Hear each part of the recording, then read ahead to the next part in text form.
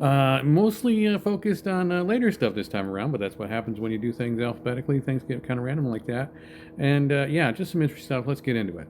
So I screwed up before when I said The Inner Light was the B-side to a number one hit, and when I did my homework, I realized Lady Madonna was not a number one hit. It peaked at number four on the Hot 100, and for some reason, I've always thought that it got to number one on the Hot 100, but it did not.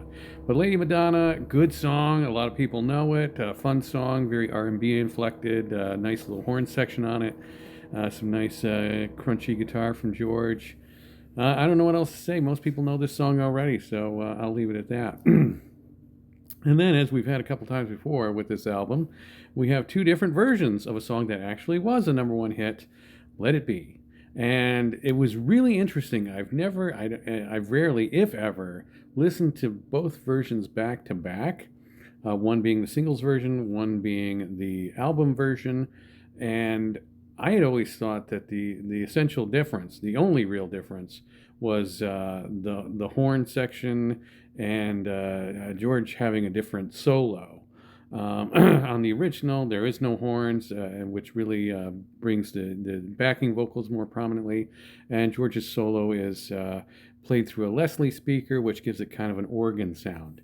Whereas on the album version, there is the horns and stuff, and also George has that more modern, somewhat distorted guitar solo.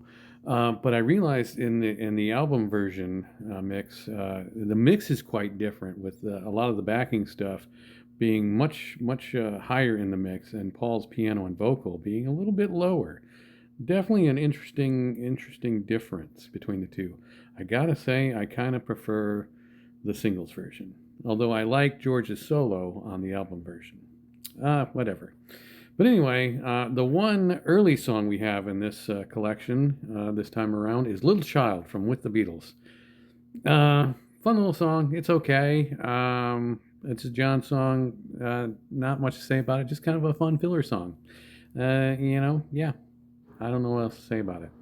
And then we have another number one hit, the Beatles' very last number one hit, The Long and Winding Road. Now, I focused this review on just stuff that they released during their initial time together, 1962 to 1970, so I didn't include Let It Be Naked. And as much as I like The Long and Winding Road, I definitely highly suggest the version from Let It Be Naked, which is really stripped down and very beautiful. Still a great song, but check out that Let It Be Naked version. And then finally, we have a song from the White Album, a George song from the White Album. So good. One of my favorites, Long, Long, Long.